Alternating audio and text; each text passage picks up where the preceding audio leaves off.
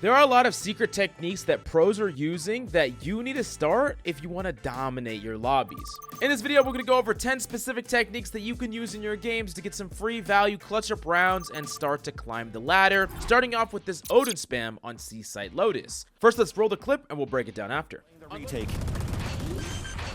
Waited out the mollies, going for the plant. Another plant that considers that Loud has to stay inside Celsius with the Odin. On Lotus, there's only one place you can safely plant C-Site, and it's completely wall bangable. And if you add any mollies or utility to assist that, it's going to be even stronger, and you're going to be able to completely deny the plant. This is something that you should be incorporating in your games on Lotus, and is actually a justifiable reason to buy heavy pen weapons, specifically weapons like the Odin, going on that defensive side. Then next up, there's a Gecko Flash that is actually incredibly powerful on Sunset. Let's play it here. It does get the hit here. That's going to delay even more. Sadak is detained. Tui's had to TP away. And now as they finally regroup, they don't have too much utility but these smokes. TenZ is already pushing towards that spike. A beautiful Dizzy allowing TenZ to get that pick. Up to Sadak alone. A nice shot there from TenZ once again, leading out for the kill. Now, there's actually a lot of really powerful flashes that Gecko has through random cracks, windows, and holes, but right here on Sunset, it's super strong, and it sets up a really nice free kill for his teammate in this pro clip, and definitely something that you should be incorporating in your games as well. Now, the next clip is going to be from NRG on Sunset as well, where they actually creep in on Sentinels with this insane lurk strategy. They might make it here in time for this hit. NRG not taking their timing, not taking the window. I think Sen have a hard read that it was a faint smoke in mid. And look at this, they're gonna have all 5 players here. A 5-on-5. They were all so quiet. Chong QT falls, Crash Heap's pushing forward. The flash on the other side of the wall is gonna cause disarray across the site.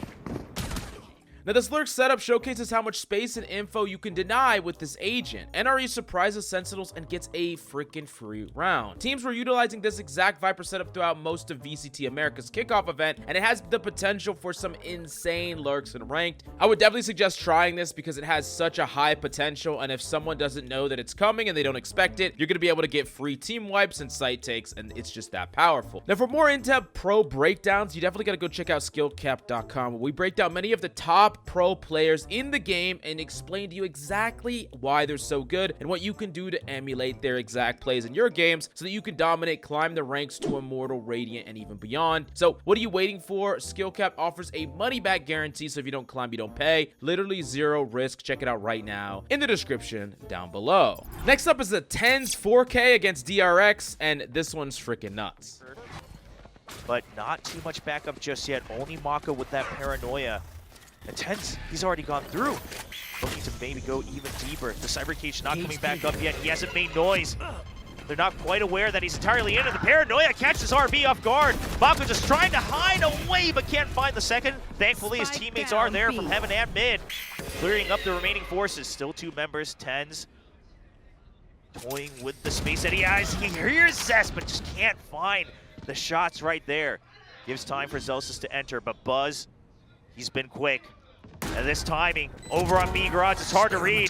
Zest a little bit ahead of his teammates though. This is all set up for Buzz. He's able to catch 1 kill and he can't find it onto TenZ. 1v1 near health for TenZ as well. Oh, from the shadows for the mind games. He goes a little bit far, but Stacks, he has no idea. He has to check every corner. He has to wait for the peek out.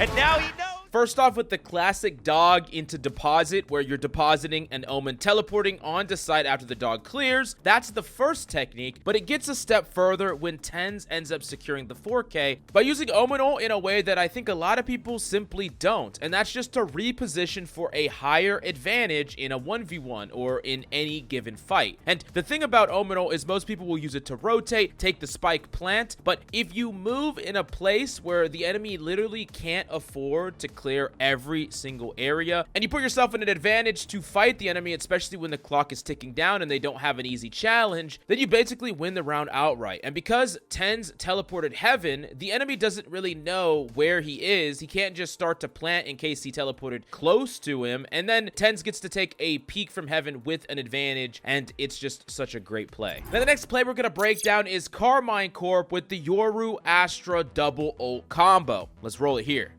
the classic go of things. But again, the ults are starting to come through. Nuki going to catch one, though. That's big information on both sides. But speaking of information, Martin's going to see it all. Does he commit? It looks like he does! Oh my god! We wanted individual impact. We might have just had it. Nuki, what can you do about this one?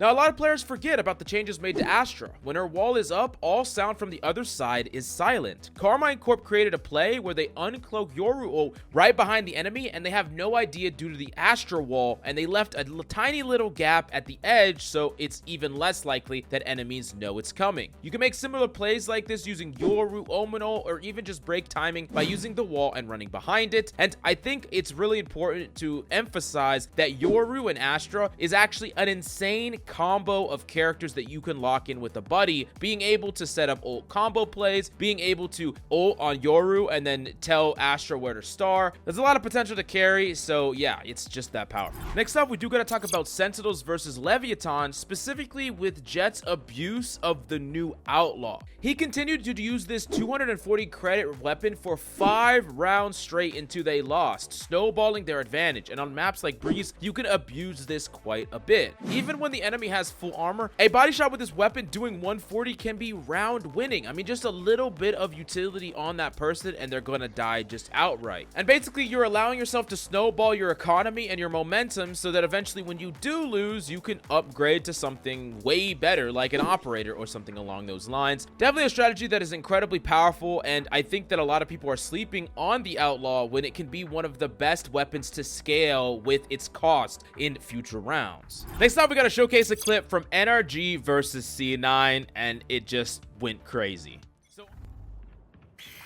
But nevertheless, early default here from the side of C9, using utility too. A lot of utility invested here. Are they aware? That flash looks good. Oxy's on the swing. Gets pushed right back. His defense gets away with a little bit of something, but he's in a lot of trouble. He had nowhere to go. Yeah, when you're in a position like that against Vandals, it's really going to be tough to find success. Wow.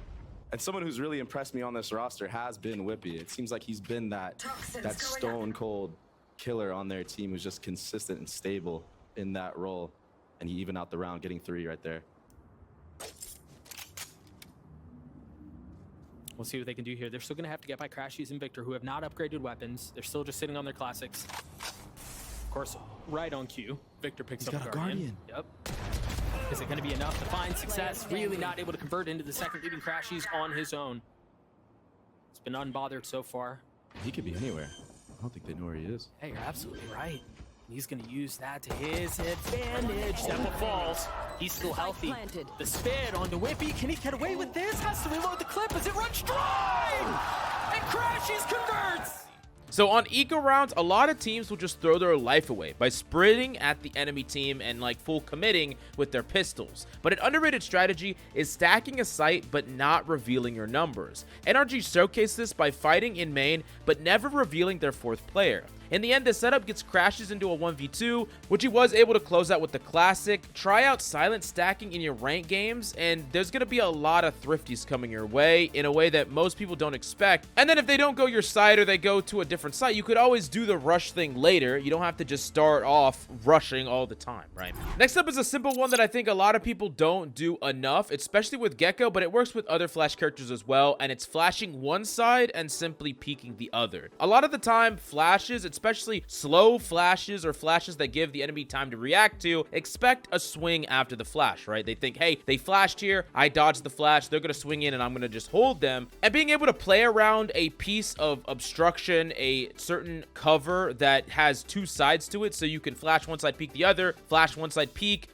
back up, flash. Like, there's a lot of different variations you can do, and I do think that making it so that the enemy is constantly having to play around all the potential options also gives you an advantage. So whether they're ready for it or they're not, you get a lot of free 1v1 wins. Now, you've seen a lot of cringy or cheesy weapons bought in your games, but what if I told you weapons like the Bucky, Frenzy, and Stinger can clutch up against rifles, even in pro play? Check it out.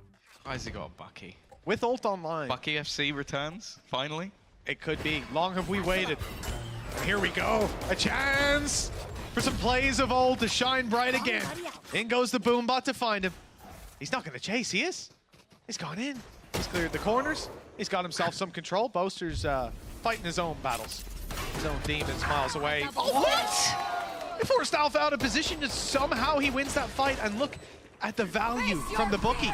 This close angle could be absolutely massive if they go towards it. Nightfall hasn't really connected onto anything. Some weird battles being taken. Fnatic taking 1v1s with much weak. How has he got his second kill with a frenzy? And now Alpha's just styling on them. The trade coming out as well with the Stinger. This is not a round that Fnatic should even be competitive in. And, well, it looks won. It looks like the Vitality players are falling back, forced to save. It's ridiculous. Well, we never would have seen this style of play if it wasn't for that bookie on Durka being able to seize close control.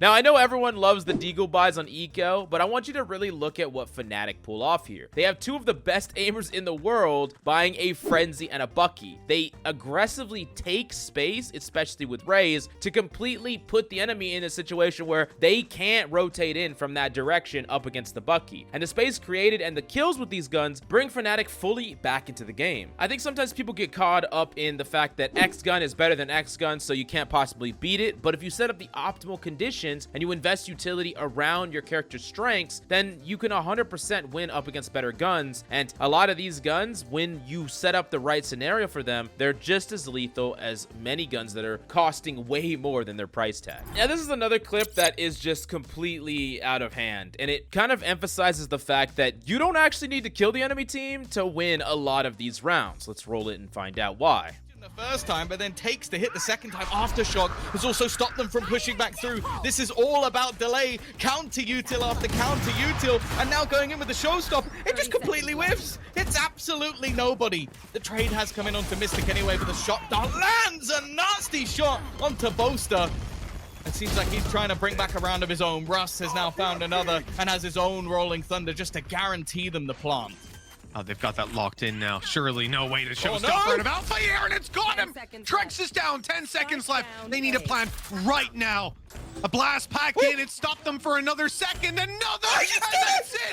It's done off of utility. Alpha Air doesn't even need to shoot the last player, and he's won the round. Now, in Valor, there are a lot of ways to get someone off the spike, and by layering their utility correctly, Fnatic completely eliminated the chances for the other team to win without actually killing them. Constantly ulting people off, constantly booping people off, using a utility to delay when the time was short. And I think a lot of teams, they spend time baiting out utility, faking one direction, playing default, gathering information, and there is a cost to that. When the time is low and you have abilities that can consistently keep people off the plant, you could win some rounds, and this was absolutely an insane moment and I loved it. But definitely let me know what play you like the best down below. Alright though guys, before we wrap this up, let me tell you a little bit more about SkillCapped. So we offer a 5-division rank up guarantee, and that's a pretty crazy thing to offer. It's like a gym membership guaranteeing you'll get ripped. Your local gym would go bust if they offered that.